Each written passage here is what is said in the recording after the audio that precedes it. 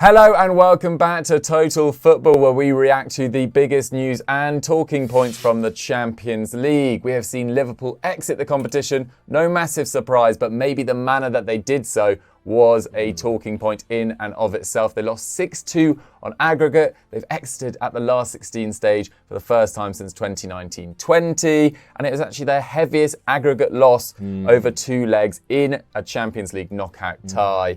Oba, it looked difficult at the start of this game, but were you a little bit disappointed with how it turned out for Liverpool? Yeah, disappointed is the right word, man. Like, obviously, going into the game, everyone knew it was a mountain to climb. You know, you're 5-2 down, you're going to the Bernabeu.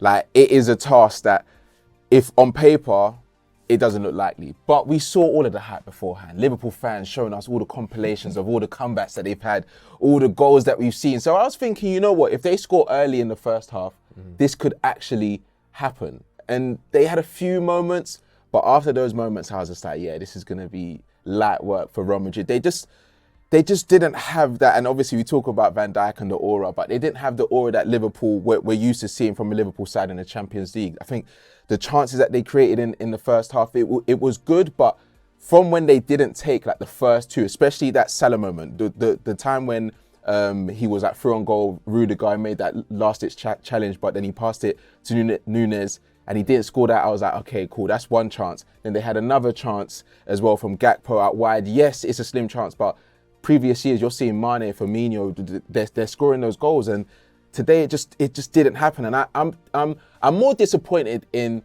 the players that, you know, are supposed to be, like, not supposed to be, they are the senior players. You know, your Salahs, your Trent now. Yes, he's young, but he's a senior player for Liverpool. Van Dijk, I think defensively they were all right, but going forward, it just wasn't good enough. Salah had 2 dribbles, 2 key passes. There was 2 moments in the second half where if he had got the pass right, it could have been a completely different conversation. Like, I've been quite critical of Salah over the years, but he's been, like, his numbers have been talking for himself. But this season, I think he's shied away from that responsibility of almost being the guy and like carrying them through these situations. And I'm not saying that he needs to score a hat-trick because, like we said, the challenge is difficult, but those chances that he could have played it to his other wide men, and there was a moment in the second half as well where he could have cut in, he could have shot, or his decision making just wasn't snappy enough. It's not like he wasn't carrying the charge. Like, you know, in some games, like, where you've seen teams go behind and they're like, they miss a chance and they're like, you know what, let's go, lifting. I don't get that energy from him. I didn't get that energy from him today. Like I said, 2 dribbles, 2 key passes, 0 shots.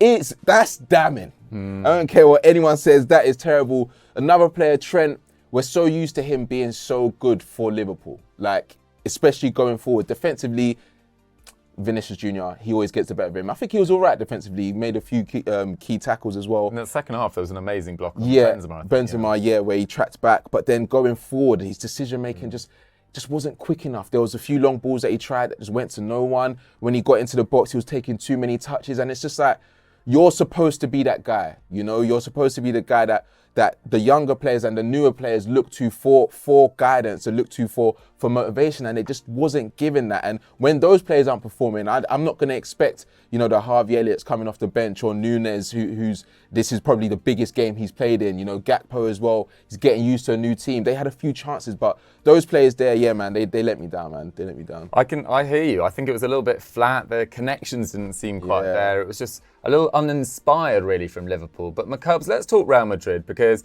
they've made light work of a tie that they were 2-0 down in the first leg. Yeah. And that first leg display was absolutely superb. And this game, it just felt like they didn't really need to get out of second gear. They were pretty impressive. Yeah, I mean, they were. I mean, they didn't really need to do an awful lot. I think, if Liverpool score before half-time, they score before the 30-minute mark, then suddenly I think, you know, you could maybe expect a little bit of fear to creep into some of those players. But when you're able to keep them at bay generally, like they did, there was just no need to panic, was there? You know, Tchouaméni didn't even need to start. I know, you know, probably on the basis of the fact that Camavinga was just absolutely excellent at Anfield, wasn't he? And Camavinga had, you know, a very, very steady game. Didn't really need to break much of a sweat. I think that midfield, I think this is the thing, right, with Real Madrid and Liverpool. the difference between them compared to in seasons past is that Real Madrid midfield. I mean, Real Madrid just have the best midfield options in the world, don't they? Yeah. But I think by a distance at this point, Liverpool's midfield has been the defining problem of their season, at least in terms of, at least now when you have Konate back and actually that back line looks basically fine, the midfield is quite stark how weak that midfield is compared to the rest of the side. And when you're 3 goals down and you go away from home to Real Madrid, and you know that you're going to be dominated in the centre of the park, as much as, I think Milner had some pretty good moments in this game, but I mean, you're just, that midfield of Camavinga, of Kroos and Modric, it's just, you're never going to be up to it, especially when you've got Valverde playing on the right as well, and he's dropping in to defend as well. So, I mean, Ancelotti was able to play what was actually a relatively conservative setup and just ride it out, and it felt inevitable that they were inevitably going to get a goal from somewhere. Vinicius obviously is just immense. I think we were chatting about him whilst before. Like, I mean, how far is he actually off the level of Mbappe and Haaland? Like, I don't think he's that far. I don't think he is. Like, 4 dribbles in this game completed, 4 key passes, 2 shots, an assist. I think, like most players in this game, actually, Vinicius's shooting wasn't that great, but and especially when you've got Alisson in there, you can't really expect to score from any kind of angle against Alisson. And that would be my one criticism of him, was that maybe he wasn't patient enough in the box and probably took shots from areas where he knew he wasn't going to score from. But that's the only criticism. Otherwise, he was absolutely superb. Valverde as well, like I was saying, 2 tackles and interceptions from the right wing, 4 shots himself. What a striker of the ball he is. And who was it who had that? Oh yeah, and Camavinga's shot, of course, that deflected off James Milner, and a great save from Alisson as well. So yeah, in the first half, it felt like Madrid were going to score from range. Those were their best chances. But yeah, I'm trying to think what else there is to say about Madrid, to be honest. I mean, Rudiger, I thought, had a good game. I think he's been hit. Crucial. I think he's actually had a bit of a hit and miss season, but he has been in better form recently, and he had 6 clearances on the night. That great challenge in the first half. On Nunez. They just, everyone did their job tonight, essentially, for Real Madrid. They go into that last 8 now as one of the favourites again, don't they? Because, Liverpool are out now. Other teams that would have been more feared in years gone by aren't so much this season. Obviously, we've got a team like Napoli in there who, brushed aside Frankfurt tonight. Do also have to be considered one of the favourites. But yeah, I think Real Madrid, can go into the quarterfinals with quite a lot of confidence, especially if they're drawn against a Benfica or a Milan or an Inter. They'll be clear favourites if they come up against any of those teams. Absolutely, and the big games for Real Madrid keep coming as well. There's El Clasico on Sunday. We saw Karim Benzema go off late. Seemed like he injured himself, either celebrating or in the act of scoring, maybe through that Van Dijk challenge as well. That'll be a little bit of a concern because they badly need him for that El Clasico game. But Sam, let's get into the meat and potatoes of this show. Liverpool. Their season... It's done, man. It's done? It's done. And who, fine, if it is done, who is to blame? Who do you put the most blame on? Is there one person? What do you think? It's tough to put it like on an individual or individuals, because I think over the course of the season, they've all had like moments. But what I'd say it's down to is the experienced players not really taking charge and saying, you know what, this is Liverpool. Like, this is the standard that we set ourselves. Like, Klopp literally said at the end of last season, book your tickets to Istanbul. Like, that is a big claim. And if I'm like a Van Dijk or Trent or Salah that was making tweets before the Champions League final last year, I'm saying, man, then we're going to be there. Like, we need to make sure that we're there. This game is their biggest game, regardless of whatever happened in previous weeks. Yes, they won against Manchester United, then they lost to bottom of the league. Like, that can happen. But in the Champions League, this moment here, this was their point where you can say, okay, cool, this could not define their season, but it almost can. It's similar with Chelsea in a sense, where this type of game in the Champions League, yes, we got through, but now the conversation's changed completely. The conversation with Liverpool now is that, are they going to really challenge for the top four? Are they going to get back to their position? Are they regretting losing Mane? Firmino's going. They've got players that have come in, but none of them are really comfortable. Do they really fit any system? Does he know the system he wants to play? What players are they going to bring in? Are they going to be able to compete? There's so many questions to talk about this Liverpool side. And you look at players like Van Dijk, and I think Van Dijk is a player that we've said over the last few years, he's been one of the best centre-backs in the league. He's been quality, but I think, I'm not going to say he bought into the hype, but if I'm a player and I'm playing in the Premier League and people are comparing me to Terry and Rio, I'm going to buy into the hype a little bit as well. And I've seen a few moments where I'm like, maybe he's bought into it a little bit too much and forgot the art of actually being that guy. Like, do you know what I mean? I'm sure there was a stat like a few years ago where he hadn't been dribbled past for pretty much an entire season. For a whole season. Do you know what I mean? Now I'm seeing him getting ripped to shreds. Like, players are seeing him and they're getting at him. Do you know what I mean? A player like Trent, where we've had the conversation, quality going forward, but defensively, he's not good enough. Yeah. When Liverpool have not been at their best, that looks way more glaring. And we've said that it's going to look worse when they're not good. You can talk about it when he's making those assists and he's in the final third, but defensively, not good enough. And then we go to their front line. Salah, and I said it before, I think he's a quality player, but I'm actually worried for their front line because he is a player that has performed for them, is a legend for Liverpool. He scored so many goals. When he leaves, he's going to be a legend. He could have a stand, all of that stuff, because he's been that good for them, yeah. But if we're talking about this transitional period, yeah, I don't think he's going to be as important as a Diaz coming back from injury. I think he can probably only fade over the next couple of years. Yeah, but I didn't expect that from him. I thought he was going to get, like, obviously there's only certain players that you can talk about. Like, we talk about the Real Madrid, like Benzema, he's getting fine wine, like Cruz, Modric, them man, like you can tell, yes, they're getting older, but they're switching their game up to suit their deficiencies now. Do you know what I mean? And I don't think he has even glaring deficiencies. I just don't know what's happening. I don't know what it is. Maybe it is losing the Mane and Firmino, and you have to like understand new players. But I expected way more, man. I'm talking like a passionate Liverpool fan, but I just expected more from him. I think the thing is with Salah, though, it's like Salah's in the past hasn't necessarily needed to step up in every single big game because there has been that supporting cast around him.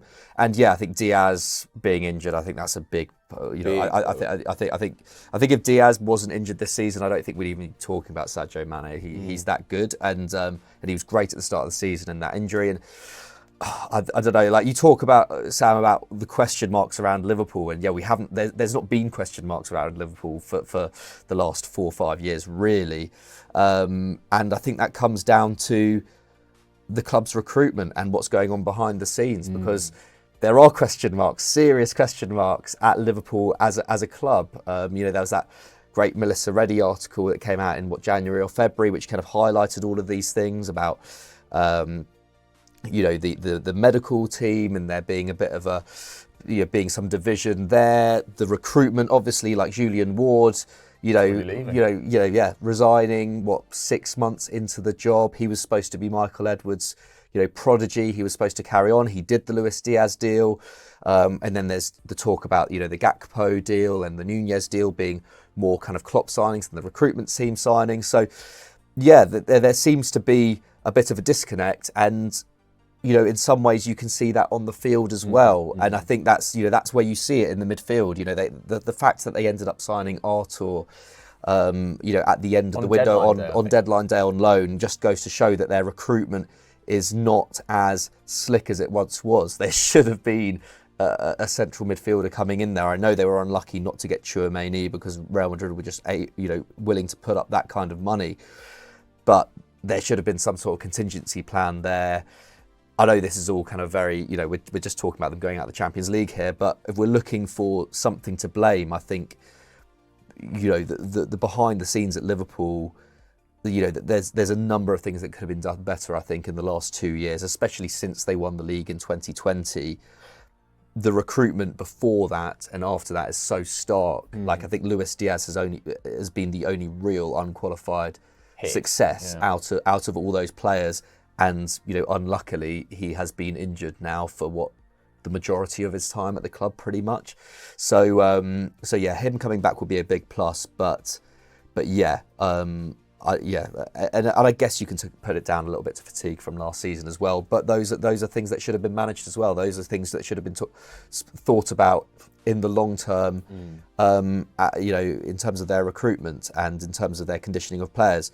So yeah, I think Liverpool are in a huge transitional moment, aren't they? And this team, that's what this team looks like at this moment in time. Absolutely, yeah. It's pretty bleak out there. I do feel a slightly air of sorriness in that Jota, Diaz, Van Dijk got injured at the same time at the start of this year, just after the World Cup. That could have been a time to build momentum, but I don't think the results post-World Cup, when Klopp was given 6 weeks to work with them, really showed enough improvement about this side. The other thing I feel sorry about Naby Keita and Oxlade-Chamberlain's injury issues. These were supposed to be the guys that were the next generation to take over from Henderson and Milner, and they haven't been able to get on the pitch enough. Same with Thiago. There's just so many injuries there. But with those players that you mentioned, I think you could see quite early on that they just weren't going to be consistent players for Liverpool. So it's like, when you're going... They've got rid of them more, yeah. Like, even if you don't get rid of them, surely you should look at those players and their injury records, whether it be at your club or the clubs beforehand, and say, you know what, we need to prioritise. And yes, like you said, they were in for Tchouaméni. There's conversations about the Bellingham, but do they have the next one in line if they don't get that player? Because you can't just say, oh, we're going for these big hitters. If we don't get them, then we're sticking, because that's not what it's supposed to be. Top clubs, they have their number one targets. If they don't get their number one targets, they get another. Manchester United, for example, Frankie de Jong, the whole window. And then they're getting Casemiro, and it looks like he's a signing that could have even worked out better than they would have expected. Do you know what I mean? And I think it's almost not an excuse, but I feel like they hold on to that a little bit too much, because in their front line, they're spending 100 mil on Nunez. They spent around 30 for Gakpo. That 30 you could have added for another midfielder. Yeah. There was Unahi, for example, after the World Cup. Yeah. That's a player that, it's a risk, and they might have bumped you because you're Liverpool and stuff like that. But that's a player that is on form. You've got players around him that he can learn from, and those type of profiles. Not saying that profile is a specific profile that Liverpool need, but you need to think about these things, because you can't just keep saying, Milner's, he's been a great servant for the club. Milner coming off and then bringing Ox on at the Bernabeu, the last 20. Your boy sent it to you, and it's like, bro, it's true. This is Liverpool. You're supposed to, even in those moments, the last 10 minutes, you'd still think Liverpool can do something. If they score right now, they can get two quickly in. But you didn't even feel that, because the players that are coming on are so uninspiring. There's just nothing there, and there's a whole lot of problems that they have, man. Absolutely. And don't even get me started on Jude Bellingham. I think it's delusional to think that he joined the club outside the Champions League. Honestly, He's been at a nearly club for so long. Look how frustrated he was when Dortmund lost to Chelsea at Stamford Bridge. I still reckon they'll get top 4 though, Liverpool. Really? Yeah, I think so. You couldn't say it with any confidence. I don't know how you could. I mean, they are very inconsistent, but I think they'll still do it. Watch out for Brighton. Anyway, how have we ended this show on Brighton? Guys, they did win tonight. They did. Guys, that is our review of Real Madrid's 6-2 mauling of Liverpool over 2 legs. I hope you guys enjoyed it. Get your thoughts in about the key talking points we've discussed. We actually covered a load of ground on a fairly dull game. Hope you enjoyed the chat. If you did enjoy it, please remember to like the video and subscribe to Eurofootball Daily, and we'll catch you next time. Goodbye.